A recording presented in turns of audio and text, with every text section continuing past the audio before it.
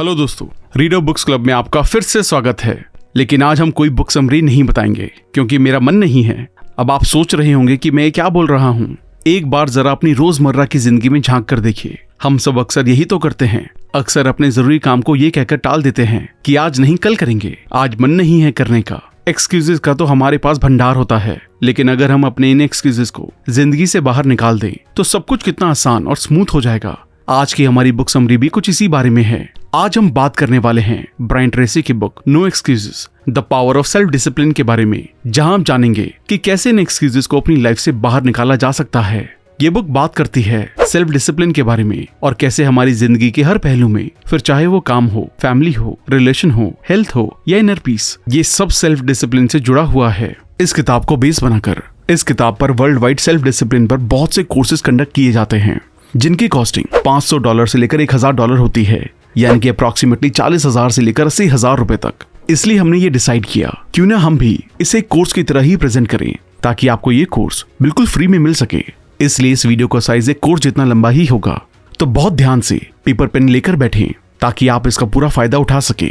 इसके साथ साथ जैसा कि हर कोर्स में होता है, इस वीडियो के साथ भी एक एक्शन प्लान अटैच किया गया है, जिसको आपको अपनी लाइफ में इंप्लीमेंट करना होगा। इस वीडियो के एंड में उसकी पूरी डिटेल्स दी गई है, क्योंकि बिना एक्शन के कोई भी ज्ञान अधूरा है। सभी टॉपिक्स को बहुत डिटेल में बताया गया है, इसीलिए ये समरी थोड़ी लंबी है, लेकिन इस बुक का हर चैप्टर बहुत ही ज्यादा जरूरी है। इसलिए इस वीडियो को एंड तक देखें, जिसमें हम बात करेंगे कि सक्सेस, रिस्पॉन्सिबिलिटी, पैसा, attitude, courage, business, job, mindset, health, fitness, personal life, marriage, ये सब कैसे सेल्फ डिसिप्लिन से कनेक्टेड है। अगर आप हमारे चैनल पर पहली बार आए हैं तो चैनल को इमीडिएटली सब्सक्राइब और वीडियो को इमीडिएटली लाइक भी कर दें। तो चलिए फिर शुरू करते हैं। इस बुक का सबसे पहला चैप्टर है सेल्फ डिसिप्लिन और सक्सेस के बारे में। तकरीबन 2300 साल पहले एरिस्टोटल ने कहा था कि इंसानों की लाइफ का अल्टीमेट गोल होता है खुश रहना। अपनी खुद की सक्सेस की डेफिनेशन के साथ शुरू करें कि आप सक्सेस को किस तरह से देखते हैं। अगर आपको सक्सेस मिलती है तो ये कैसी होनी चाहिए। इमेजिन करें कि अगर आपका बिजनेस, करियर, हेल्थ और फाइनेंशियल सिचुएशन आइडियल होती तो ये किस तरह से दिखाई देती। एक पॉपुलर डेफिनेशन कहती है कि अपनी जिंदगी को उस तरह से जिए जिस तरह हम चाहते हैं, यही सक्सेस कहलाती है। पर एक बात पक्की है कि हर कोई जानता है कि सक्सेसफुल होने के लिए क्या करना चाहिए, फिर भी उन्हें सक्सेसफुल होने से कोई चीज रोक लेती है। वो होते हैं उनके बहाने और सेल्फ डिसिप्लिन की कमी। ऐसा नहीं है कि आप जानते ही नहीं है कि आपको क्या करना है, बल्कि ऐसा है कि आप में वो करने का डिसिप्लिन ही नहीं है। आप में से ज्यादातर लोग ये जानते होंगे कि हमारी सोसाइटी में टॉप के 20% लोगों के पास 80% वेल्थ है। उन 20% लोगों में शामिल होना आपका पहला गोल होना चाहिए। ये इसलिए क्योंकि अनफॉर्चुनेटली वो 80% लोग अपनी लाइफ को बेहतर बनाने के लिए बहुत कम कोशिशें करते हैं। जेफरी कोविंस के अकॉर्डिंग ज्यादातर लोग अपनी जॉब के पहले साल में सीखते हैं और उसके बाद सीखना बंद कर देते हैं। लेकिन सबसे इंटरेस्टिंग बात यह है कि जिन लोगों ने काफी पैसे बनाए हैं, उन्होंने बिना किसी पैसे से या बहुत कम पैसों से शुरुआत की है। हालांकि इसमें कुछ एक्सेप्शन भी हैं, मगर ज्यादातर मिलियनेयर और बिलियनेयर ने जीरो से या बहुत कम से शुरू किया था। एक बार थॉमस स्टैनली, जो कि द मिलियनेयर नेक्स्ट डोर के राइटर हैं, उन्होंने लगभग 25 सालों तक 500 मिलियनेयर्स का इंटरव्यू लिया और 11,000 लोगों का सर्वे किया। और उस इंटरव्यू में उन मिलियनेयर्स में से 85% लोगों ने कहा कि उनके पास कोई बेहतर एजुकेशन या बहुत इंटेलिजेंस नहीं थी, लेकिन उनमें एक इच्छा थी किसी भी दूसरे इंसान से ज्यादा मेहनत करने की। आप माने या ना माने, लेकिन सक्सेस तभी पॉसिबल होती है जब आप शॉर्टकट और इजी वे लेना बंद कर देते हैं। ये तभी मिलती है जब आप खुद को डिसिप्लिन करते हैं लंबे वक्त तक हार्डवर्क करने के लिए। इतना ही नहीं, इस बुक के राइटर ब्रायन ट्रेसी भी इसी तरह के इंसान थे। वो भी पेचेक टू पेचेक लाइफ जीते थे, यानी कि वो अपनी अगली सैलरी आने से पहले अपनी पिछली सैलरी को खर्च कर देते थे। वो हमेशा ये सोचा करते थे कि क्यों कुछ लोग सेलिंग में बहुत ज्यादा सक्सेसफुल होते हैं जबकि बाकी लोग नहीं हो पाते। फिर एक दिन एक टॉप के सेल्समैन ने उन्हें बताया कि टॉप के 20% सेल्समैन 80% पैसा कमाते हैं, और तब राइटर ने डिसाइड किया कि वो उन टॉप 20% लोगों में से एक बनेंगे।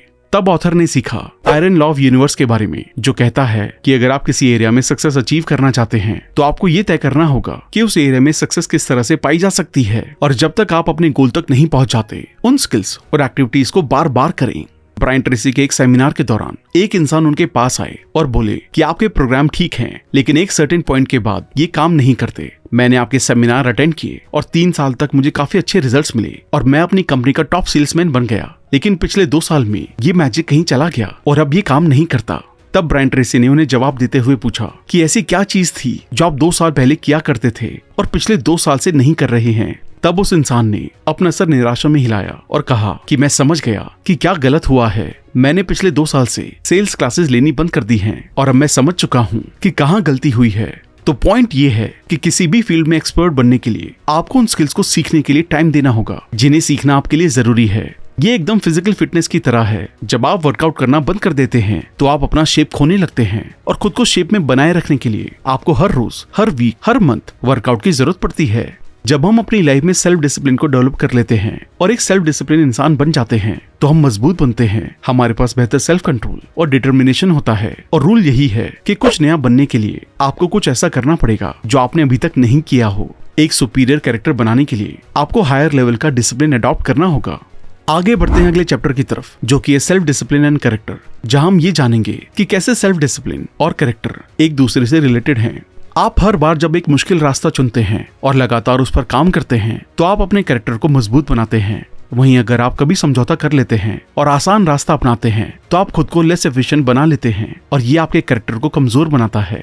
एक अच्छा कैरेक्टर डेवलप करने के लिए आपको बहुत सेल्फ डिसिप्लिन चाहिए और सेल्फ डिसिप्लिन के लिए बहुत स्ट्रॉन्ग विल पावर की जरूरत होती है। इतना ही नहीं, टेम्पटेशन को दूर रखने के लिए और भी ज्यादा स्ट्रॉन्गर विल पावर की जरूरत होती है। लाइफ एक टेस्ट की तरह है जहां हर वक्त आपका मेंटल टेस्ट होता है। विजडम को तो बुक्स पढ़कर या सीख कर डेवलप किया जा सकता है, पर एक कैरेक्टर डेवलप होता है जो आप डेली लाइफ में करते हैं उससे। हमारा माइंड डिफिकल्टी लेवल को देखकर डिसीजन लेता है और हम अक्सर आसान स्टेप लेते हैं, इसलिए नहीं कि ये सही है, लेकिन इसलिए क्योंकि हमारा माइंड हमें ऐसा करने के लिए कहता है। मगर एक स्ट्रॉन्ग कैरेक्टर डेवलप करने के लिए आपको सही रास्ता चूज करना होगा, ना कि आसान रास्ता। जब आप आसान रास्ते की जगह मुश्किल रास्ते चुनते हैं या गलत रास्ते की जगह सही रास्ता चुनते हैं, तब ये स्टेप आपकी सेल्फ एस्टीम को बढ़ाता है, एक मजबूत कैरेक्टर डेवलप करता है और आप खुद के बारे में अच्छा फील करने लगते हैं। इतना ही नहीं, आप दूसरे लोगों की भी रिस्पेक्ट अर्न करने लगते हैं। ये आपको नई अपॉर्चुनिटीज की तरफ ले जाता है और लोग अपने आप में बिलीव करना शुरू कर देते हैं। पर्सनैलिटी की बात करें तो एक बेहतर पर्सनैलिटी बनाने के लिए 3 चीजों की जरूरत होती है। पहला है आपका सेल्फ आइडियल, दूसरा आपकी सेल्फ इमेज और तीसरा आपका सेल्फ एस्टीम। सेल्फ आइडियल के लिए कुछ ऐसी क्वालिटीज के बारे में सोचिए जिन्हें आप दूसरों में देखते हैं और उन्हें खुद में अडॉप्ट करना चाहते हैं। ये क्लैरिटी को हासिल करने के बारे में है कि आप फ्यूचर में क्या बनना चाहते हैं। सुपीरियर लोग अपने फ्यूचर को लेकर बिल्कुल क्लियर होते हैं, वो क्या बनना चाहते हैं और क्या अचीव करना चाहते हैं। वो दूसरों की तरह कंफ्यूज नहीं होते, ना ही गलत डिसीजन लेते हैं। वहीं दूसरी तरफ कमजोर लोग आसान रास्ता चुनते हैं क्योंकि उनके पास कोई क्लैरिटी नहीं होती। लेकिन याद रखें कि आसान रास्ते आपको कहीं नहीं ले जाते। इसके बाद आता है सेल्फ इमेज, जो सेल्फ डेवलपमेंट का एक बहुत इंपॉर्टेंट पार्ट है। जब आप खुद को एक शांत, पॉजिटिव, सच्चे और एक हायर कैरेक्टर वाले इंसान की तरह देखते हैं तो आप ज्यादा स्ट्रेंथ और पर्सनल पावर के साथ बिहेव करते हैं और दूसरे आपकी ज्यादा रिस्पेक्ट करते हैं। इसके साथ साथ आप खुद को और सिचुएशन को कंट्रोल में फील करते हैं। पर्सनालिटी का तीसरा कंपोनेंट है सेल्फ एस्टीम। ये बताता है कि आप खुद को कितना पसंद करते हैं और आप ये किस तरह डेवलप करते हैं, अच्छा परफॉर्म करके और खुद पर लगातार काम करके। सेल्फ एस्टीम डेवलप करने के लिए आप वर्कआउट करें, कोई नई स्किल सीखें, चाहे ये सेल्स में हो या कोई दूसरे फील्ड की स्किल्स हो, नई हैबिट्स बनाएं। पॉइंट ये है कि कभी ना खत्म होने वाले इंप्रूवमेंट्स आपकी हायर सेल्फ एस्टीम को डेवलप करेंगे। लेकिन सबसे जरूरी है कंसिस्टेंसी। जब आप वैल्यूज के साथ कुछ कंसिस्टेंटली करते हैं तो ये आपके कॉन्फिडेंस और सेल्फ एस्टीम को बूस्ट करता है। लेकिन जब आप कंसिस्टेंसी में लैक करते हैं तो ये आपके कॉन्फिडेंस और सेल्फ एस्टीम दोनों को ही गिरा देता है। अगर आप जिंदगी में बहुत कुछ अचीव करना चाहते हैं तो लॉन्ग टर्म थिंकिंग जरूरी है, क्योंकि जितना आप लॉन्ग टर्म के बारे में सोचेंगे उतना ही आप शॉर्ट टर्म में अच्छा करेंगे। जब भी आप फिसलते हैं या अपने काम में कंसिस्टेंट नहीं रहते हैं तब खुद से कहें कि get back on your horse, this is not like me, और उस प्रॉब्लम को रिजॉल्व करें। ऐसा करने से आप अपने हर अगले कदम में बेहतर करते जाएंगे। अगर आप लाइफ में ऐसी सिचुएशन में हैं जहां आप अपनी हाईएस्ट वैल्यू पर नहीं जी रहे हैं तो आज ही इसी वक्त अपनी सिचुएशन को कन्फ्रंट करने का एक डिसीजन लें। और जिस वक्त आप ये डिसीजन लेंगे आप एक बार फिर से खुद को खुश और कंट्रोल में पाएंगे। जब आप उन वैल्यूज के बारे में सोचते हैं और बात करते हैं जिन वैल्यूज को आप दूसरों में सबसे ज्यादा एडमायर और रिस्पेक्ट करते हैं, तब आप उन वैल्यूज के लिए अपने सबकॉन्शियस माइंड में खुद को प्रोग्राम करते हैं जब तक कि वो ऑटोमेटिकली काम ना करने लग जाए। अब अगले चैप्टर में हम बात करेंगे सेल्फ डिसिप्लिन और रिस्पॉन्सिबिलिटी के बारे में कि कैसे ये दोनों भी एक दूसरे से रिलेटेड है। अमेरिका के फेमस इंडस्ट्रियलिस्ट जे पॉल गेटी के मुताबिक अगर कोई इंसान अपने बिजनेस की फील्ड में टॉप पर पहुंचना चाहता है तो उन्हें हैबिट की पावर को अप्रिशिएट करना चाहिए और ऐसी हैबिट से जल्दी ही दूरी बना लेनी चाहिए। उसके साथ साथ उन्हें ऐसी हैबिट्स अडॉप्ट करनी होगी जो उन्हें उनके गोल तक ले जा सकती हैं। खुद को डिसिप्लिन करके अपनी लाइफ की पर्सनल रिस्पॉन्सिबिलिटी उठाने की आपकी एबिलिटी और डेडिकेशन आपको जिंदगी में खुश, हेल्दी और सक्सेसफुल बनाते हैं। रिस्पॉन्सिबिलिटी को एक्सेप्ट करना डिसिप्लिन का सबसे मुश्किल हिस्सा है। क्योंकि बिना इसके कोई सक्सेस पॉसिबल नहीं है। और अपनी रिस्पॉन्सिबिलिटी को एक्सेप्ट ना कर पाना अनप्रोडक्टिविटी का रीजन बनता है। और इसी तरह कई सारे एक्सक्यूजेस आखिर में ओवरऑल फेलियर की वजह बनते हैं। जब आप बच्चे होते हैं तब आपके पेरेंट्स आपके लिए सब कुछ डिसाइड करते हैं, वही आपके डिसीजन लेते हैं। लेकिन जब आप बड़े होते हैं तब आप अपने लिए ज्यादा से ज्यादा डिसीजन लेना शुरू कर देते हैं, क्योंकि बचपन में आपके लिए डिसीजन कोई और लेता है। आप अनजाने में ये फील करते हैं कि आपकी सब प्रॉब्लम्स के लिए कोई और जिम्मेदार है। सबसे कॉमन मेंटालिटी जो हम सब रखते हैं वो है I am not good enough mentality, यानी कि हम हमेशा खुद को अच्छा या बेहतर नहीं समझते। और ये इसलिए होता है क्योंकि हमारी परवरिश वैसी ही हुई है। और इस फीलिंग की वजह से हम खुद को दूसरों से गलत तरीके से कंपेयर करने लगते हैं। हम सोचते हैं कि दूसरे लोग जो हमसे ज्यादा खुश और कॉन्फिडेंट हैं वो हमसे बेहतर हैं, और हम एक इन्फीरियरिटी फीलिंग अपने अंदर डेवलप कर लेते हैं। बल्कि सच तो ये है कि लोग अपने फेलियर की रिस्पॉन्सिबिलिटी खुद एक्सेप्ट करना ही नहीं चाहते। जनरली जब भी हम फेल हो जाते हैं तो हम अपने आसपास देखने लगते हैं कि हमारे इस फेलियर के लिए किसको ब्लेम किया जाए, क्योंकि हम खुद रिस्पॉन्सिबिलिटी नहीं लेना चाहते हैं। और यकीनन आपकी लाइफ में भी ऐसा ही होता होगा। हम सबका एक कॉमन गोल है खुश रहना, और ये खुशी आती है नेगेटिव इमोशंस की कमी से। पर सवाल ये है कि उस फेज को अचीव कैसे किया जाए। याद रखें, नेगेटिविटी तभी आती है जब हम इन इमोशंस को कंस्ट्रक्टिव तरीके से नहीं ले पाते। अपनी प्रॉब्लम्स के लिए दूसरों को ब्लेम ना करने के लिए बहुत ज्यादा सेल्फ डिसिप्लिन चाहिए, और एक्सक्यूजेस बनाने से बचने के लिए बहुत ज्यादा सेल्फ कंट्रोल। इसके साथ साथ इस रिस्पॉन्सिबिलिटी को लेने के लिए बहुत सारा सेल्फ डिसिप्लिन भी चाहिए कि जिस भी कंडीशन में आप हैं या जो भी आप हैं, जो भी आपके साथ होता है वो सब आपके खुद की वजह से है। फिर भले ही आप उसके लिए डायरेक्टली रिस्पॉन्सिबल ना हो। जब भी आपके साथ कुछ ऐसा होता है जिससे आपका गुस्सा या नेगेटिव रिएक्शन ट्रिगर होता है तो तुरंत इस फीलिंग को ये कहकर खत्म करें कि आई एम रिस्पॉन्सिबल। क्योंकि जिस मोमेंट आप ये रिस्पॉन्सिबिलिटी एक्सेप्ट करते हैं उस वक्त आप गुस्से में या नेगेटिव नहीं हो सकते। बिना शांत, क्लियर, पॉजिटिव और फोकस्ड हुए आप कोई भी रिस्पॉन्सिबिलिटी नहीं ले सकते। जब तक आप अपनी लाइफ के लिए किसी और को ब्लेम करते रहेंगे तब तक आप खुद को छोटा और हेल्पलेस फील करेंगे, एक विक्टिम की तरह। लेकिन जब आप हर चीज के लिए रिस्पॉन्सिबिलिटी लेना शुरू कर देंगे तब आप अपनी लाइफ का चार्ज लेंगे, ना कि एक विक्टिम रहेंगे। हम में से कई लोगों की सबसे बड़ी प्रॉब्लम और कंसर्न है पैसों को लेकर। इसे कमाना, खर्च करना, इन्वेस्ट करना और खास करके इसे गवा देना। और यही वजह है कि पैसों को लेकर हमारे कई नेगेटिव इमोशंस भी होते हैं। लेकिन जो भी हो, फैक्ट ये है कि आप अपनी फाइनेंशियल लाइफ के लिए खुद रिस्पॉन्सिबल हैं। आप ही चूज करते हैं, डिसाइड करते हैं, और इसके लिए आप किसी और को ब्लेम नहीं कर सकते। अपनी लाइफ में पर्सनल कंट्रोल और रिस्पॉन्सिबिलिटी एक्सेप्ट करने में डायरेक्ट रिलेशन है। इसका मतलब ये है कि जितना आप रिस्पॉन्सिबिलिटी एक्सेप्ट करते हैं उतना ही ज्यादा कंट्रोल आप एक्सपीरियंस करते हैं। जब आप रिस्पॉन्सिबिलिटी एक्सेप्ट करते हैं तब आप स्ट्रॉन्ग, पावरफुल और पर्पसफुल फील करते हैं। रिस्पॉन्सिबिलिटी एक्सेप्ट करने से नेगेटिव इमोशन खत्म हो जाते हैं। आपके गुस्से और टेंशन के लिए अगर कोई रियल एंटीडोट है तो वो है अपने गोल के डायरेक्शन में पर्पसफुल एक्शन लेना। इसके लिए सबसे पहले अपने थॉट्स, फीलिंग्स और एक्शंस का कंप्लीट कंट्रोल लें। फिर उन चीजों पर काम करना शुरू करें जो आपके लिए इंपॉर्टेंट है, जिससे कि आपको नेगेटिव इमोशंस को सोचने और उन्हें एक्सप्रेस करने का वक्त ही ना मिले। इसके साथ ही आगे बढ़ते हैं अगले चैप्टर की तरफ, जो है सेल्फ डिसिप्लिन और गोल के बारे में। इसके बारे में अमेरिकन एंटरप्रेन्योर जिम रॉन कहते हैं कि डिसिप्लिन गोल्स और अकम्प्लिशमेंट के बीच का एक ब्रिज है। ऐसा इसलिए है क्योंकि आपके गोल सेट करने और उसके ऊपर काम करने के लिए खुद को डिसिप्लिन करने की एबिलिटी आपका फ्यूचर डिसाइड करती है। क्योंकि एक जीने लायक लाइफ बनाने के लिए आपको गोल्स को सेट करने ही होंगे। आपने शायद सुना होगा कि आप उस टारगेट को कभी हिट नहीं कर सकते जिसे आप देख नहीं सकते। एक सर्वे के अकॉर्डिंग सिर्फ 3% एडल्ट्स के पास क्लियर लिखे हुए गोल्स और प्लान्स होते हैं, और ये 3% लोग ही बाकी के 97% लोगों से ज्यादा कमाते हैं। अब आप सोच रहे होंगे कि ऐसा क्यों है। इसका सबसे सिंपल आंसर है कि अगर आपके पास एक क्लियर गोल है और अचीव करने के लिए एक क्लियर प्लान है तो आपके पास चलने के लिए एक ट्रैक भी होगा। ऐसे लोग भटकने की बजाय एक ही रास्ते पर फोकस्ड होते हैं, और इसलिए गोल सेट करके चलने वाले लोग बाकी लोगों से ज्यादा हासिल करते हैं। 2006 में यूएसए टुडे ने एक स्टडी की जिसमें उन्होंने बहुत से लोगों को सिलेक्ट किया जिन्होंने न्यू ईयर रेजोल्यूशन लिया था। उन लोगों ने इन सिलेक्टेड लोगों को 2 कैटेगरीज में बांटा। एक वो जिन्होंने अपने रेजोल्यूशंस को लिखा, और दूसरे जिन्होंने रेजोल्यूशन तो लिया लेकिन इसको कहीं नहीं लिखा। जिन लोगों ने अपने गोल्स को नहीं लिखा था उनमें से सिर्फ 4% लोगों ने अपने रेजोल्यूशन को फॉलो किया। वहीं दूसरी तरफ जिन लोगों ने अपने रेजोल्यूशंस को लिखा था उनमें से 44% लोगों ने इसे अचीव किया, और इसमें सक्सेस रेट का डिफरेंस 1100% था। और ये सब अचीव हुआ सिर्फ अपने गोल को एक पेपर पे लिखने जैसे सिंपल काम से। इंसान हमेशा पर्पस ड्रिवन होते हैं, और आप लाइफ में तभी खुश रह पाएंगे जब आपके पास एक क्लियर गोल होगा जिसके लिए आप रोज काम कर सकें। इसे ऐसा भी कह सकते हैं कि गोल सेट करने की लाइफ लॉन्ग हैबिट सबसे इंपॉर्टेंट डिसिप्लिन में से एक है। अब हम बात करेंगे ऐसे 7 स्टेप मेथड की जिसकी हेल्प से आप अपने गोल को अचीव कर सकते हैं। इसमें सबसे पहला स्टेप ये डिसाइड करना है कि आपको एग्जैक्टली क्या चाहिए। इस डिसीजन में स्पेसिफिक रहें। अगर आप अपनी इनकम को बढ़ाना चाहते हैं तो एक स्पेसिफिक अमाउंट डिसाइड करें बजाय बहुत सारे पैसे के। अब स्टेप 2 में अपने इस गोल को लिख लें, क्योंकि एक बिना लिखा हुआ गोल सिगरेट की एक स्मोक की तरह होता है। इसमें कोई फोर्स, इफेक्ट या पावर नहीं होती, लेकिन एक लिखा हुआ गोल कुछ ऐसा है जिसे आप देख सकते हैं, टच कर सकते हैं, पढ़ सकते हैं और जरूरत पड़ने पर सुधार भी सकते हैं। अब आता है थर्ड स्टेप। जब आप अपने गोल के लिए एक डेडलाइन सेट करते हैं, इसके लिए आप एक रीजनेबल टाइम पीरियड चुनें और एक डेट लिख लें जिस डेट तक आप इस गोल को अचीव करना चाहते हैं। अगर गोल काफी बड़ा है तो एक फाइनल डेडलाइन सेट कर लें और अपने फाइनल गोल को ध्यान में रखते हुए सब डेडलाइन सेट कर लें।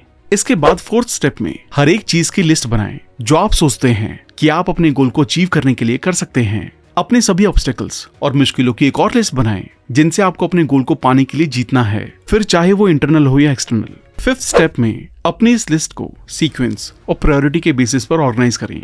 इसके बाद सिक्स स्टेप ये है, अपने प्लान पर इमीडिएटली एक्शन लें। और फाइनल स्टेप है कि आप हर रोज कुछ ऐसा करें जो आपको अपने गोल की तरफ ले जाता हो। ये 7 स्टेप जानने के बाद बढ़ते हैं 5वें चैप्टर की तरफ, जो है सेल्फ डिसिप्लिन और पर्सनल एक्सीलेंस के बारे में। हमेशा याद रखें कि आप अपनी सबसे वैल्यूएबल एसेट हैं। आपकी सीखने और आगे बढ़ने की एबिलिटी अनलिमिटेड है। ज्यादातर लोगों को इस बात का एहसास नहीं होता और वो अपनी एबिलिटी को फॉर ग्रांटेड लेने लगते हैं। इसी तरह आपकी पैसे कमाने की एबिलिटी भी एक मसल की तरह होती है। जैसे साल दर साल रेगुलर एक्सरसाइज करके बॉडी की स्ट्रेंथ और पावर बढ़ाई जा सकती है, वैसे ही अगर आप रेगुलर एक्सरसाइज करना छोड़ देते हैं या इग्नोर करते हैं तो आपके कमाने की एबिलिटी भी आपके मसल की तरह कमजोर हो जाती है। कुछ लोग एक्चुअली में हर बीते साल के साथ अपनी वैल्यूज खोते जा रहे हैं। उनके कमाने की एबिलिटी घट रही है क्योंकि वो खुद की नॉलेज और स्किल को अपग्रेड नहीं कर रहे हैं। और लंबे समय तक अगर ऐसा ही चलता रहा तो आप अपने कंपटीशन से हार जाएंगे। अपनी स्ट्रेंथ को रियलाइज करने के लिए मेंटल फिटनेस बहुत ज्यादा जरूरी होती है। देखा जाए तो मेंटल फिटनेस भी फिजिकल फिटनेस की तरह होती है। अगर आप इसे अचीव करना चाहते हैं तो आपको पूरी जिंदगी इस पर काम करना होगा और लगातार सीखना और बढ़ना होगा, हर दिन, हर हफ्ते, हर महीने। और अगर आप टॉप 20% लोगों में शामिल होना चाहते हैं और वहां रहना चाहते हैं तो आपको अपने पूरे करियर के दौरान ऐसा करना होगा। कई बार आप ऐसे लोगों को देखते हैं जो आपसे कम इंटेलिजेंट और कम टैलेंटेड होते हैं, लेकिन फिर भी अपनी लाइफ में बहुत बेहतर कर रहे होते हैं। लेकिन कैसे?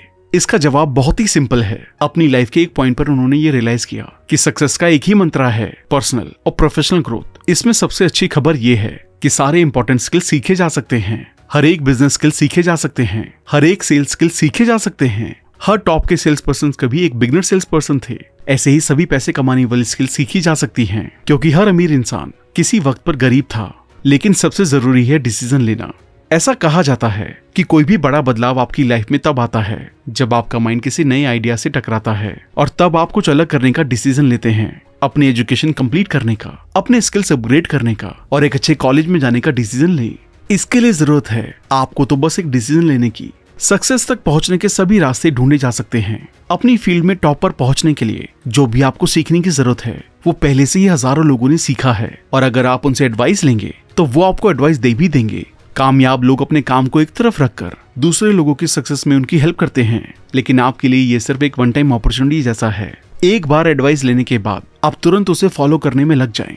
अगर आप उनसे डायरेक्टली एडवाइस नहीं ले सकते हैं तो उनकी बुक्स पढ़ें, टॉक शोज और सेमिनार्स अटेंड करें, उनके बनाए पॉडकास्ट सुनें। इतना ही नहीं, आप चाहे तो उनसे मेल पर भी एडवाइस ले सकते हैं, लेकिन हमेशा अपने बेस्ट से सीखें।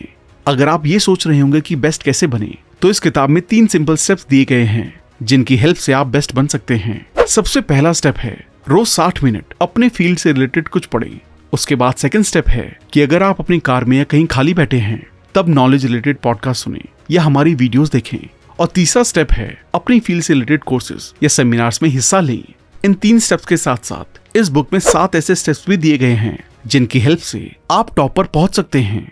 इसमें सबसे पहला स्टेप है कि आप अपने दिन की पहली अपॉइंटमेंट से 2 घंटे पहले उठ जाएं। उसके बाद स्टेप 2 में आप अपने गोल्स को हर दिन बार बार लिखें। तीसरा स्टेप है कि आप अपने हर दिन को एडवांस में प्लान करें। उसके बाद 4th स्टेप है खुद को सिंगल माइंडेडली एक चीज पर फोकस करवाने के लिए डिसिप्लिन करें। 5वां स्टेप है कि आप अपने खाली वक्त में नॉलेज रिलेटेड कंटेंट सुनें या देखें। और 6th स्टेप में आप खुद से हर कॉल या इवेंट के बाद 2 मैजिक सवाल पूछें। पहला खुद से पूछें कि मैंने क्या सही किया, और फिर पूछें कि मैं क्या अलग कर सकता था। इस प्रोसेस के आखिरी स्टेप में आप जिस भी इंसान से मिले उसे $1 मिलियन कस्टमर की तरह ट्रीट करें। अब बात करते हैं अगले चैप्टर यानी कि सेल्फ डिसिप्लिन और करेज के बारे में। आमतौर पर हम सब कई चीजों से डरते हैं और ये सब एकदम नॉर्मल और नेचुरल है। अक्सर डर जरूरी होता है इंजरी से बचने के लिए या फाइनेंशियल मिस्टेक से बचने के लिए। लेकिन अगर हर कोई डरता है तो एक बहादुर इंसान और डरपोक में क्या फर्क है? फर्क ये है कि बहादुर इंसान वो सब डर होने के बावजूद भी खुद को डिसिप्लिन करता है इन प्रॉब्लम्स को कन्फ्रंट करने के लिए, उनसे डील करने के लिए, जबकि एक डरपोक इंसान डर के नीचे रहता है और डर को खुद को कंट्रोल करने देता है। लेकिन इन सब में सबसे कॉमन डर जो हम सब एक्सपीरियंस करते हैं वो है फेलियर का, गरीबी का और पैसे गवा देने का। ये डर लोगों को किसी भी तरह का रिस्क नहीं लेने देता और इस तरह उनके हाथ आई अपॉर्चुनिटीज भी वो मिस कर देते हैं। उन्हें फेलियर का इतना डर होता है कि जब कोई चांस लेने का वक्त आता है तो वो ऑलमोस्ट पैरालाइज हो जाते हैं। लेकिन इन सबको ओवरकम करने का सबसे अच्छा तरीका है विजुअलाइजेशन।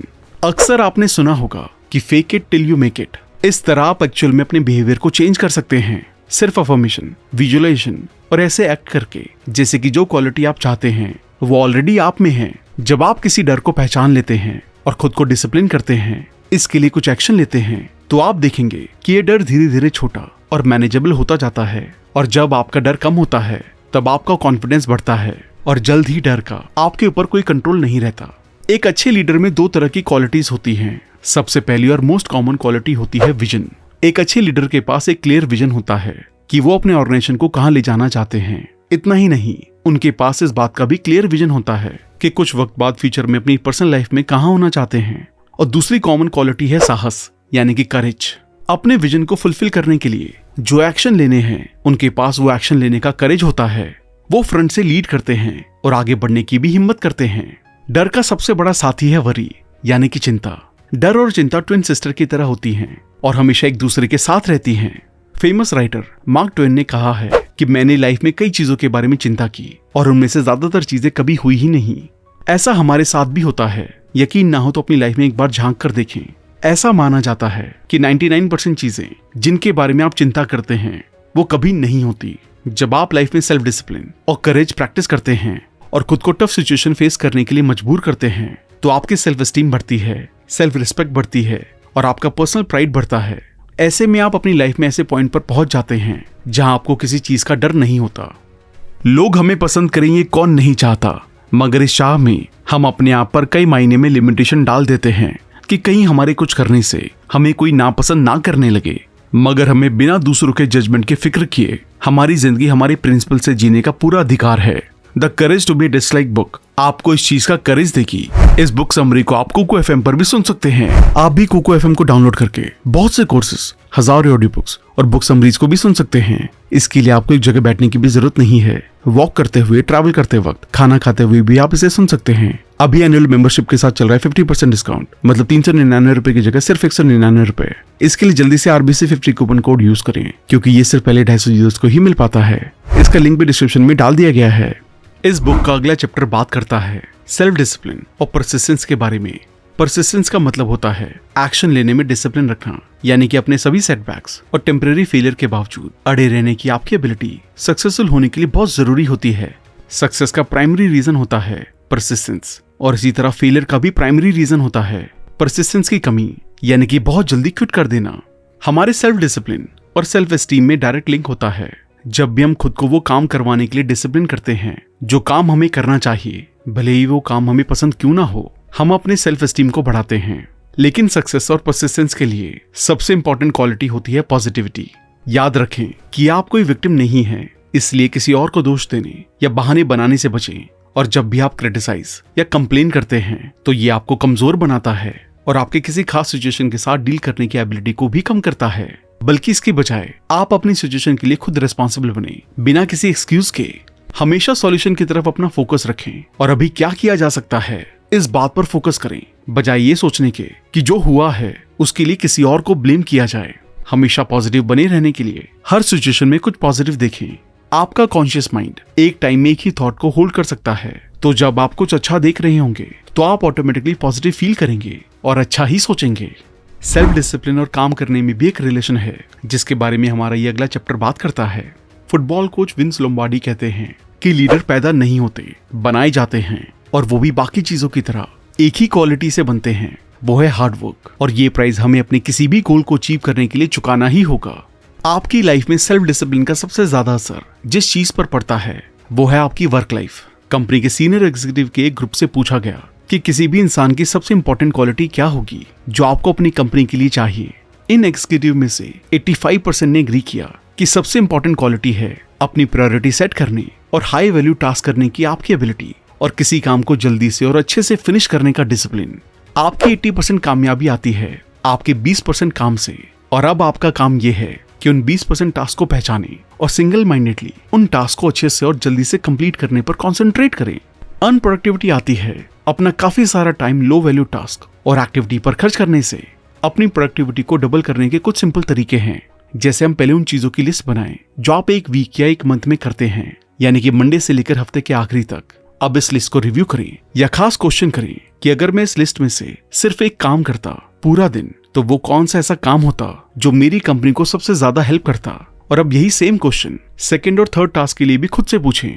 अब यहाँ काम करता है लॉ ऑफ 3, यानी कि यहाँ 3 प्राइमरी चीजें हैं जो आप करते हैं जो आपकी कंपनी या ऑर्गेनाइजेशन में 90% कंट्रीब्यूट करती हैं। आपको बस उन 3 कामों को पहचानना है और खुद को इन 3 कामों को करने के लिए डिसिप्लिन करना है।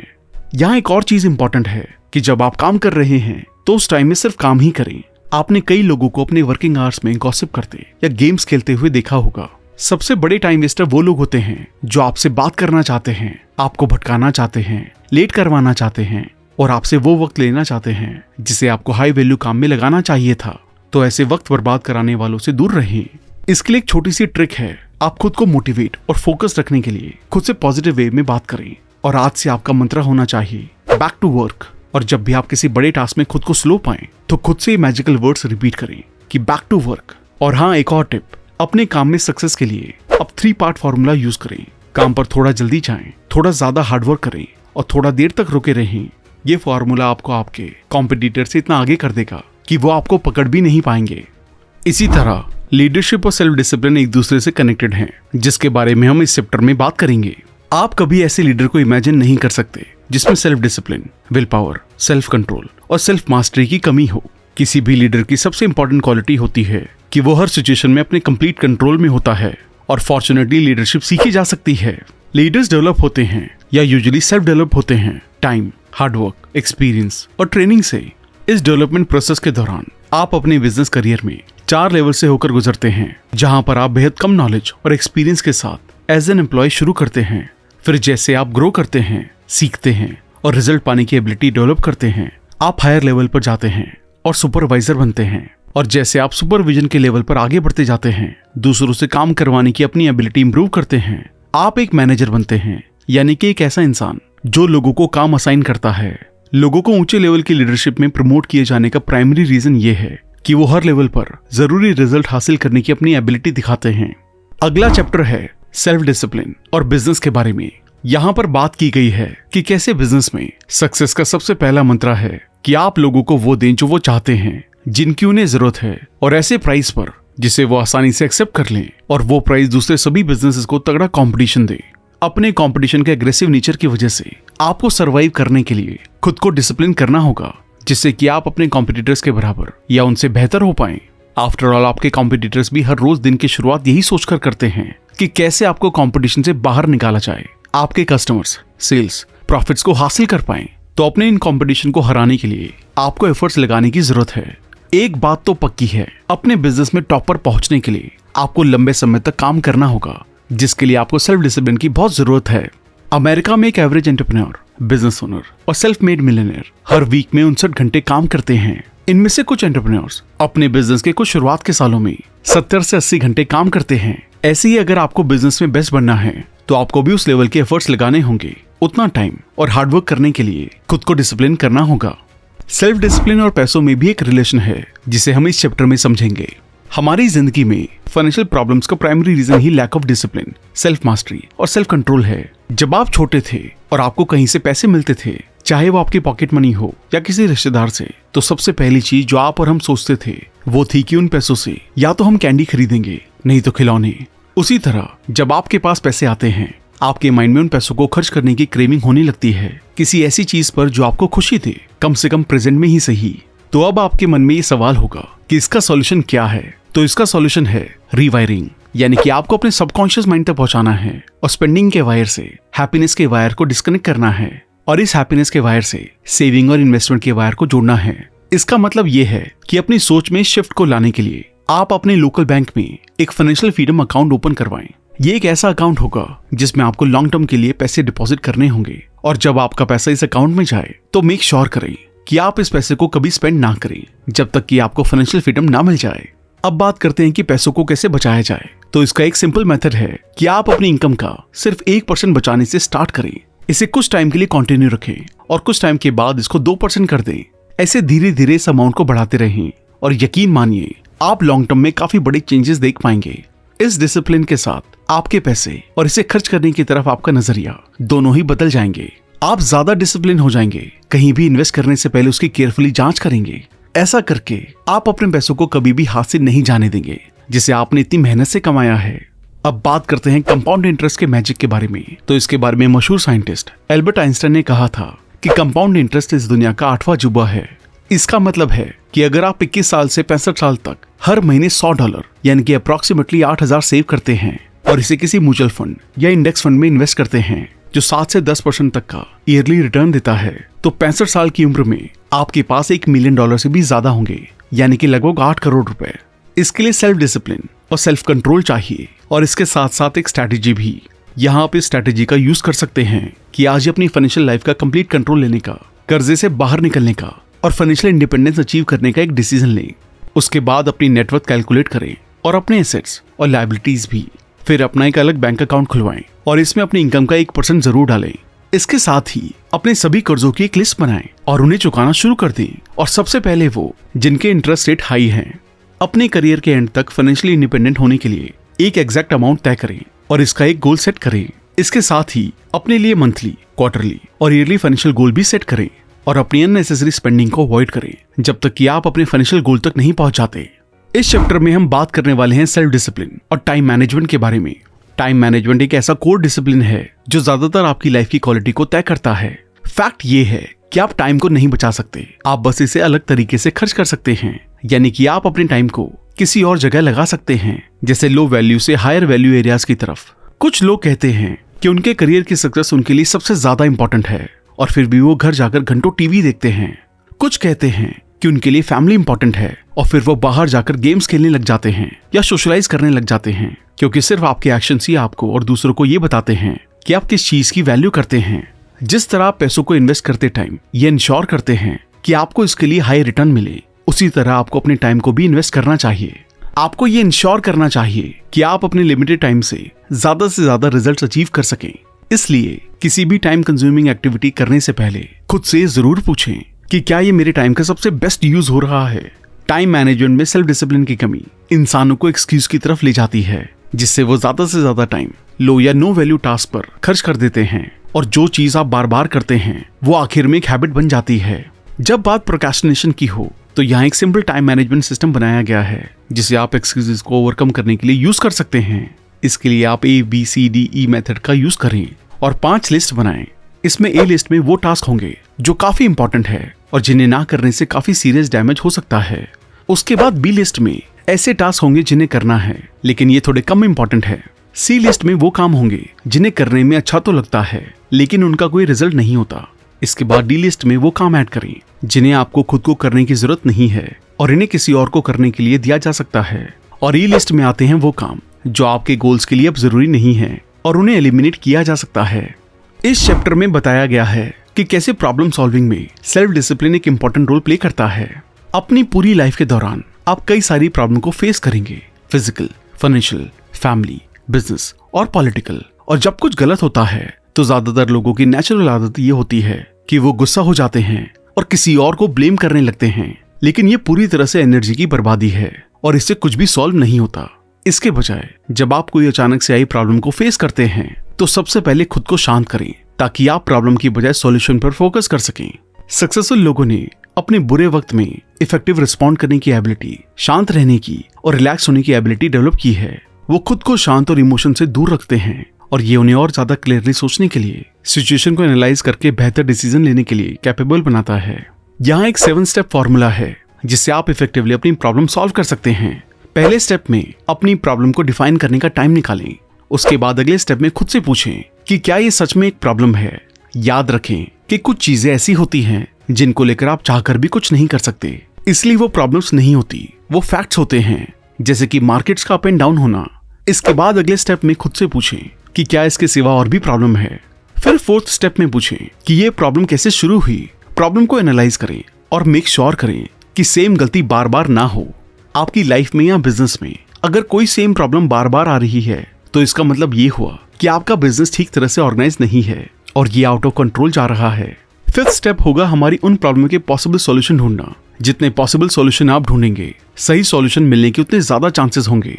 अगले स्टेप में अपने आप से पूछें कि इस वक्त बेस्ट सॉल्यूशन क्या हो सकता है। कुछ भी सॉल्यूशन होना सॉल्यूशन ना होने से तो बेहतर ही होता है। तो रूल ये कहता है कि 80% प्रॉब्लम के साथ तुरंत डील कर लेना चाहिए और सिर्फ 20% प्रॉब्लम को बाद के लिए छोड़ना चाहिए।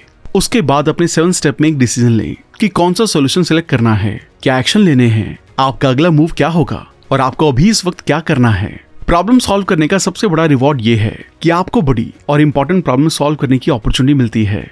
आपके वैल्यूज, करियर, प्रमोशन ज्यादातर आपकी प्रॉब्लम सॉल्विंग स्किल पर डिपेंड करते हैं।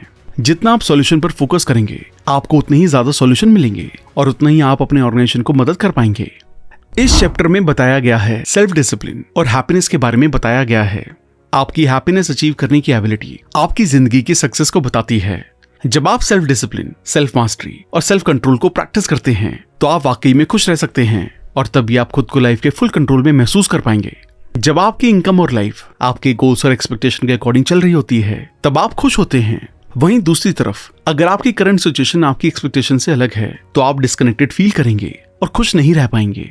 हैप्पीनेस के बारे में एक इंटरेस्टिंग बात यह है कि ये कोई गोल नहीं है जिसे आप एक एम की तरह सेट करके अचीव कर सकते हैं, बल्कि हैप्पीनेस एक बाय प्रोडक्ट है जो आपको तब मिलती है जब आप किसी ऐसी एक्टिविटी में एंगेज होते हैं जिसे करने में आपको मजा आता है। हैप्पीनेस के लिए सेल्फ डिसिप्लिन जरूरी होता है और सेल्फ डिसिप्लिन के लिए दोनों चीजों का होना जरूरी है। पहला तो ये कि आपके लिए हैप्पीनेस का मतलब क्या है और दूसरा ये कि उसको पाने के लिए आपको रोज क्या करना होगा। हैप्पीनेस 5 चीजों से मिलकर बनती है: health and energy, happy relationship, meaningful work, financial independence और सेल्फ एक्चुअलाइजेशन, यानी कि ऐसी फीलिंग्स कि आप वो बन रहे हैं जो बनने में आप कैपेबल हैं। इसके बाद इस चैप्टर में बात की गई है सेल्फ डिसिप्लिन और पर्सनल हेल्थ के बारे में। आजकल के ज्यादातर लोग ह्यूमन हिस्ट्री की सबसे लंबी और बेहतर लाइफ जी रहे हैं। उसी तरह आपका गोल भी इन लोगों में से एक बनने का होना चाहिए। आज मेल की एवरेज लाइफ 76.8 ईयर्स है और फीमेल्स की 79.8 ईयर्स, यानी कि लगभग 80 साल। और वक्त के साथ साथ ये बढ़ती ही जा रही है। लेकिन अब सवाल ये उठता है कि उन लोगों में से एक कैसे बना जाए। तो उसके लिए आपको 7 हेल्थ हैबिट्स को फॉलो करना होगा। सबसे पहली हैबिट है कि आप फास्टिंग करने की बजाय खाने पर ध्यान दें। आप चाहें तो इंटरमिटेंट फास्टिंग कर सकते हैं, बट खाना भी जरूरी है। नॉर्मल खाना खाएं, हेल्दी मील्स लें और अपनी लास्ट मील सोने से कम 3 घंटे पहले लें। दूसरी हेल्थ हैबिट है कि हल्का खाना खाएं, क्योंकि ज्यादा खाना आपको थका हुआ और आलसी बनाता है, जबकि हल्का खाना आपको हेल्दी और अलर्ट बनाता है। तीसरी हैबिट है कि अपनी मील्स के बीच में स्नैक्स ना लें, यह आपके डाइजेस्टिव सिस्टम में दिक्कत कर सकता है। पहले अपनी बॉडी को खाया हुआ डाइजेस्ट करने दें और उसके 5 घंटे बाद ही अपना अगला मील लें। फोर्थ और मोस्ट इंपॉर्टेंट हेल्थ हैबिट ये है कि आइडियली आप दिन के 30 मिनट या वीक में 200 मिनट एक्सरसाइज करें। अगला, ड्राइविंग करते वक्त सीट बेल्ट पहने। 6th हैबिट है कि स्मोकिंग से दूर रहें, क्योंकि स्मोकिंग की वजह से 32 अलग अलग तरह की बीमारियां होती हैं, जिसमें lung cancer, throat cancer, stomach cancer, heart disease भी शामिल है। और 7th हैबिट है अल्कोहल मॉडरेशन को कंज्यूम करें, क्योंकि स्टडीज कहती है कि डेली बेसिस पर 1 से 2 ग्लास वाइन लेने से डाइजेशन अच्छा रहता है और ओवरऑल हेल्थ के लिए भी बेनिफिशियल रहता है। लेकिन इसको एक्सेस अमाउंट में लेने से सभी तरह की प्रॉब्लम भी क्रिएट हो सकती हैं। एक बेहतर हेल्थ मेंटेन करने के लिए आपको 5 पीस की जरूरत है, यानी कि proper weight, proper diet, proper exercise, proper rest and proper attitude. Physical fitness में भी सेल्फ डिसिप्लिन का बहुत बड़ा रोल है और इस बारे में बात करते हैं हमारे इस चैप्टर सेल्फ डिसिप्लिन और फिजिकल फिटनेस में। हाई लेवल की फिटनेस अचीव करने में और इसे मेंटेन रखने के लिए लाइफ टाइम सेल्फ डिसिप्लिन और विल पावर की जरूरत होती है। जब आप एक्सरसाइज करते हैं तो आप न सिर्फ उस वक्त अच्छा फील करते हैं, बल्कि आप बाकी टाइम भी बेहतर फील करते हैं। अगर आपका गोल लंबी, हेल्दी और हैप्पी लाइफ जीना है तो एक्सरसाइज का कोई भी सब्स्टिट्यूट नहीं है, आपको इसे करना ही होगा। फिटनेस एक्सपर्ट कहते हैं कि आपको मैक्सिमम फिटनेस पाने के लिए हर वीक 200 से 300 मिनट एक्सरसाइज करनी चाहिए। इसका ये मतलब हुआ कि आपको वीक में 5 से 7 दिन 30 से 60 मिनट का वर्कआउट करना ही है। और एक्सरसाइज करने का सबसे बेस्ट टाइम है मॉर्निंग, क्योंकि जो लोग सुबह उठकर रोज 30 से 60 मिनट एक्सरसाइज करते हैं, उनके एक्सरसाइज को परमानेंट हैबिट बनाने के चांसेस काफी बढ़ जाते हैं। इसलिए जब भी कोई सुबह रनिंग या एक्सरसाइज करके आता है, वो इंसान आपको खुशी दिखाई देगा और ऐसा एक्सरसाइज इफेक्ट की वजह से होता है, जो एक्सरसाइज के 25 से 30 मिनट के बाद काम करता है। उनके ब्रेन में एंडोर्फिन रिलीज होते हैं जो उन्हें अच्छा फील करवाते हैं। जब आप सुबह एक्सरसाइज करते हैं या दिन में कभी भी करते हैं तो आपको भूख लगने लगती है, और क्योंकि आप इतने हेल्दी वे में एक्सरसाइज करते हैं, आपको ऑटोमेटिकली हेल्दी फूड्स के लिए क्रेविंग होती है। आपकी मिठाई या चॉकलेट्स के लिए डिजायर कम या बिल्कुल खत्म हो जाती है, और ये एक्सरसाइज करने के सबसे बड़े बाय प्रोडक्ट में से एक है। इस चैप्टर में हम बात करेंगे कि कैसे शादी या रिलेशनशिप में भी सेल्फ डिसिप्लिन इंपॉर्टेंट है। ट्रस्ट और रिस्पेक्ट किसी भी शादी या रिलेशनशिप के लिए फाउंडेशनल क्वालिटीज होती है। दो लोगों में अपनी मैरिड लाइफ के दौरान कई डिसएग्रीमेंट हो सकते हैं, लेकिन जब तक ट्रस्ट और रिस्पेक्ट उनके बीच है, उनका रिलेशनशिप सर्वाइव करेगा। ऐसा कहा जाता है कि लाइफ में हम जो कुछ भी करते हैं वो या तो प्यार पाने के लिए करते हैं या प्यार की भरपाई करने के लिए करते हैं। बिना सफिशिएंट प्यार और एक्सेप्टेंस के किसी को भी कई तरह की पर्सनैलिटी या फिजिकल रिलेटेड प्रॉब्लम हो सकती है। खुश रहना तभी पॉसिबल होता है जब आपकी प्यार की नीड्स फुलफिल होती हैं। किसी भी रिलेशनशिप में सेल्फ डिसिप्लिन होने का मतलब है कि कंप्लीटली ओपन और ऑनेस्ट होना। सेल्फ डिसिप्लिन और ऑनेस्टी के लिए जरूरी है कि आप क्लियरली कहें जो आप फील कर रहे हैं और सोच रहे हैं, बिना किसी एंगर और इरिटेशन के, और बहुत ही कामली और पेशेंटली दूसरों की फीलिंग्स, थॉट्स और ओपिनियंस को सुने। म्यूचुअल कंपैटिबिलिटी के लिए सबसे इंपॉर्टेंट फैक्टर है सुनने का डिसिप्लिन। हम अक्सर अपने पार्टनर की बात को या तो ठीक से नहीं सुनते या फिर कंप्लीटली अनसुना कर देते हैं। नॉर्मली आदमी खराब लिसनर होते हैं, स्पेशली एक औरत के साथ, और ऐसा इसलिए नहीं है कि वो इंटरेस्टेड नहीं होते, बल्कि ऐसा इसलिए है क्योंकि उनका माइंड किसी और चीज पर फोकस्ड होता है और इजीली डिस्ट्रैक्ट हो जाता है। इफेक्टिव लिसनिंग के डिसिप्लिन के लिए 4 सिंपल रूल्स हैं। पहला कि बिना इंटरप्ट किए सुने जब वो आपसे बात कर रही हो, और क्योंकि आप एक आदमी हैं, आपको अपने डिस्ट्रैक्शन को एक तरफ रखना होगा। टीवी और रेडियो को बंद कर दें, न्यूज़पेपर नीचे रख दें, अपनी पार्टनर को डायरेक्टली फेस करें, हल्का सा आगे की तरफ झुकें और सिंगल माइंडेडली इस बात पर फोकस करें कि वो क्या कह रही हैं। अफेक्शन जाहिर करने का सबसे बेहतर तरीका है कि वो जो भी कह रही हैं उसे सुनना, क्योंकि आप जिसे वैल्यू करते हैं उसे पूरी अटेंशन देते हैं। यह औरत के डीपेस्ट सबकॉन्शियस को सेटिस्फाई करता है। दूसरा तरीका है कि जवाब देने से पहले रुकें। सुनने का दूसरा डिसिप्लिन है रिप्लाई करने से पहले रुकना। कुछ सेकंड्स लें और ध्यान से समझें कि उन्होंने क्या कहा है, और जब आप रुकते हैं तो आप अगले इंसान को इंटरप्ट करने के रिस्क से बच जाते हैं। इफेक्टिव लिसनिंग का थर्ड डिसिप्लिन कहता है कि क्लैरिफिकेशन के लिए पूछें। कभी अज्यूम ना करें कि आप वो सब जानते हैं जो दूसरा इंसान सोच रहा है या फील कर रहा है। बजाय इसके, अगर आप क्लियर नहीं हैं तो सिंपली पूछें कि आप एग्जैक्टली क्या कहना चाहते हैं, मैं समझा नहीं। और चौथा तरीका है फीडबैक। हर इंसान की एक इमोशनल नीड होती है कि उनका पार्टनर उनसे बात करे, उनकी बातें सुने। तो अगर आप अपने पार्टनर की लिसनिंग नीड को पूरा करना चाहते हैं तो ये 4 पॉइंट्स को जरूर पढ़ें, और ये मेल और फीमेल दोनों पर इक्वली काम करते हैं। बच्चों में भी सेल्फ डिसिप्लिन बहुत जरूरी है, जिसके बारे में इस चैप्टर में बताया गया है। एक अडल्ट की तरह आप अब भी उन चीजों से अफेक्ट होते हैं जो चीजें आपके ग्रैंड पेरेंट्स ने आपके पेरेंट्स के साथ की थी, और आप किस तरह से अपने बच्चों को ट्रीट करते हैं ये काफी हद तक इस बात पर डिपेंड करता है कि आपके पेरेंट्स ने आपको किस तरह से ट्रीट किया था। बच्चे अपनी इंपॉर्टेंस और वैल्यूज को ये देखकर डिटरमाइन करते हैं कि उनके सबसे करीबी लोगों ने उनके साथ कितना टाइम दिया। टाइम का कोई सब्स्टिट्यूट नहीं होता। एक बार ये चला गया तो आप इसकी भरपाई कभी नहीं कर सकते। शायद सबसे बड़ा रिग्रेट जो पेरेंट्स को होता है वो ये है कि जब मेरे बच्चे छोटे थे तो मैंने उनके साथ ज्यादा टाइम नहीं बिताया। बच्चे आपको लॉन्ग टर्म में सोचने के लिए फोर्स करते हैं, और जब आप ये रियलाइज करते हैं कि आपने बच्चों के शुरुआती दौर में आप जो भी उनके साथ करते हैं उसका सीधा असर उनकी आने वाली जनरेशन पर भी पड़ता है, तब आप ज्यादा थॉटफुल और सेंसिटिव हो जाते हैं इस बात को लेकर कि आप उनसे क्या कहते हैं या उन्हें कैसे ट्रीट करते हैं। अपने बच्चों के लिए रोल मॉडल बने, क्योंकि जब आप सेल्फ डिसिप्लिन और सेल्फ कंट्रोल प्रैक्टिस में लाते हैं, स्पेशली तब जब आप गुस्से में या अपसेट हों, तब आपके बच्चे भी वही सीखते हैं। बाद में जब भी वो गुस्से में या अपसेट होंगे तो वो भी आपकी तरह सेल्फ डिसिप्लिन और सेल्फ कंट्रोल प्रैक्टिस करेंगे। एक रिसेंट स्टडी में रिसर्चर्स ने ये बताया कि बच्चे दुनिया के बारे में अपने आइडियाज ये देखकर फॉर्म करते हैं कि किस तरह उनकी मदर अपनी डेली के अप्स एंड डाउन से डील करती हैं, और अगर उनकी मदर काम, रिलैक्स्ड और कंट्रोल में है तो उनके बच्चे भी टफ सिचुएशन में काम, रिलैक्स्ड और कंट्रोल में रहने की कोशिश करते हैं। सबसे इंपॉर्टेंट काम जो आप एज अ पेरेंट कर सकते हैं वो ये है कि अपने बच्चों में वैल्यूज और कैरेक्टर को बिल्ड करें। आप खुद को as a role model set करें और वो वैल्यूज दिखाएं जो आप अपने बच्चों में हर सिचुएशन में देखना चाहते हैं। जब बच्चे सच बोलते हैं तब वो हाई सेल्फ एस्टीम और कॉन्फिडेंस के साथ मजबूत बनते हैं। उनके अंदर सेल्फ रिस्पेक्ट और पर्सनल प्राइड बढ़ जाता है, और वो सीधे आपकी आंखों में देखते हैं और बताते हैं कि वो एग्जैक्टली क्या सोच रहे हैं और क्या फील कर रहे हैं। वो उन बच्चों से काफी अलग होते हैं जो झूठ बोलते हैं या सच छुपाते हैं। इन सब में सबसे इंपॉर्टेंट वैल्यू जो आप अपने बच्चों को सिखाते हैं वो है फॉरगिवनेस, यानी कि माफ कर देना। किसी को माफ ना कर पाना नेगेटिव इमोशन का सबसे बड़ा रूट कॉज होता है, और जब आप माफ करने में बिलीव करते हैं तब आपके बच्चे भी इसी एबिलिटी के साथ ग्रो होते हैं। अपने बच्चों को वैल्यू सिखाना लाइफ लॉन्ग जॉब है। आप सच्चाई और कंपैशन पर सिर्फ एक लेक्चर देकर चुप नहीं रह सकते, बल्कि आपको इस लेसन को हर रोज रिपीट करना होता है। हर दिन ये याद रखें कि आपके बच्चे उसी तरह बिहेव करेंगे जिस तरह आप बिहेव करते हैं, यानी कि जब आप इस तरह सोचते हैं तो ये थॉट आपको मजबूर करता है कि आप हायर लेवल का सेल्फ कंट्रोल और सेल्फ डिसिप्लिन दिखाएं। इस चैप्टर में हम बात करेंगे कि कैसे दोस्ती भी सेल्फ डिसिप्लिन मांगती है।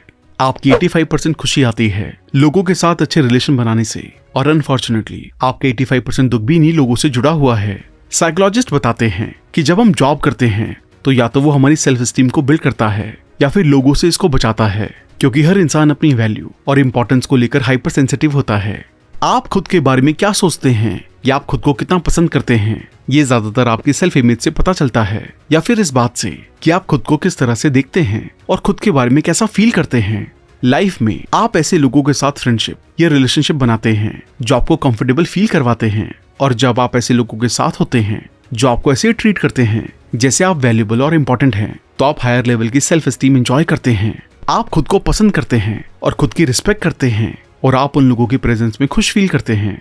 एग्जाम्पल के लिए, स्कूल में अगर आपको पता लगता है कि टीचर आपको पसंद करते हैं और आप पर ध्यान देते हैं तो आप हमेशा बेहतर ग्रेड्स लाते हैं। काम में भी शायद सबसे बड़ा मोटिवेशन ये होता है कि किस तरह बॉस अपने एम्प्लॉयज को अटेंशन देते हैं।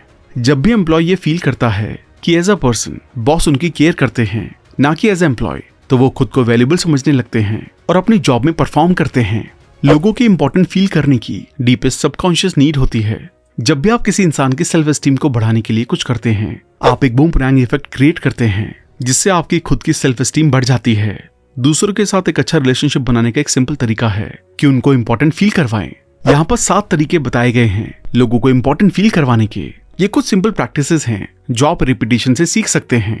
पहला कि लोगों को एक्सेप्ट करें जैसे वो हैं। दूसरा, उनको अप्रिशिएट करना सीखें।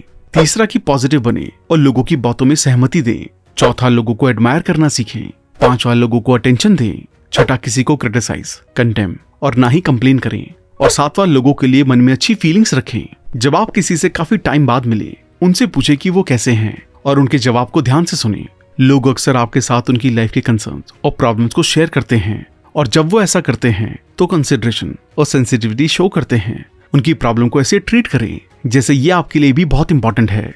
जब आप ऐसा बिहेव करते हैं कि आप किसी इंसान की प्रॉब्लम और सिचुएशन को लेकर काफी इंटरेस्टेड हैं और कंसर्न्ड हैं, तब आप जेन्युइनली उस इंसान से इमोशनली कनेक्टेड फील करने लगेंगे।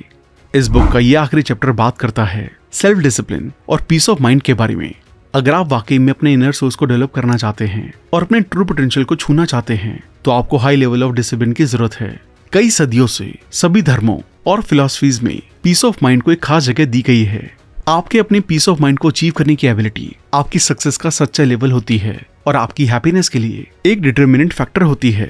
बाहरी दुनिया में सक्सेसफुल होने के लिए आपको फोकस्ड और कॉन्सेंट्रेटेड रहने के लिए अपने आप को डिसिप्लिन करना होता है, अपनी जॉब पर मेहनत करनी होती है, अपने गोल्स की तरफ कॉन्टिन्यूस एक्शन लेने होते हैं और पहले से बेहतर और ज्यादा कैपेबल बनना होता है। वहीं दूसरी तरफ इनर वर्ल्ड में सक्सेसफुल होने के लिए आपको ठीक इससे अपोजिट क्वालिटीज की जरूरत होती है। इनर पीस हासिल करने के लिए आपको खुद को डिसिप्लिन करना होता है, उन चीजों को लेट गो करने के लिए जो आपके इनर पीस को डिस्टर्ब करती हैं। नेगेटिव इमोशंस और इनर पीस को बर्बाद करने का सबसे अहम रीजन है ब्लेम करना। बिना ब्लेम किए आपके अंदर नेगेटिव इमोशन आना पॉसिबल नहीं है। कोशिश करें कि आप चीजों को पर्सनल ना लें और ना ही किसी को ब्लेम करें। कई लोग अपनी सफरिंग से प्यार करने लगते हैं। पास्ट की प्रॉब्लम्स उनकी लाइफ का प्राइमरी फोकस बन जाती हैं। वो जो बीत चुका है उसके बारे में सोचते रहते हैं। उनके माइंड में दिन रात कन्वर्सेशन चलते रहते हैं उन लोगों के साथ जिन्होंने उन्हें पास्ट में हर्ट किया है और जो अभी प्रेजेंट भी नहीं है। और जब भी वो किसी कन्वर्सेशन में पड़ते हैं, वो अपनी सफरिंग्स बाहर ले आते हैं। वो अपनी लाइफ के अनहैप्पी इवेंट्स को रिसाइकिल करने लगते हैं, बताते हैं कि क्या हुआ और उन्हें कितना बुरा ट्रीट किया गया। लेकिन जब आप अपने नेगेटिव इमोशंस को जस्टिफाई ना करने के लिए खुद को डिसिप्लिन करते हैं, तब आप बड़े ही कामली जो भी आपके साथ हुआ है उसे एक्सेप्ट कर लेते हैं। इससे आपकी नेगेटिविटी जो किसी भी इंसान या सिचुएशन के साथ जुड़ी हुई हो खत्म हो जाती है। तो दोस्तों, सेल्फ डिसिप्लिन अपने आप में एक ऐसी स्किल है जिसे हासिल करने पर सब कुछ मिल सकता है। जैसा कि हमने इस बुक में देखा कि सक्सेस से लेकर personal health, family, inner peace तक सब कुछ कैसे सेल्फ डिसिप्लिन पर डिपेंडेंट है।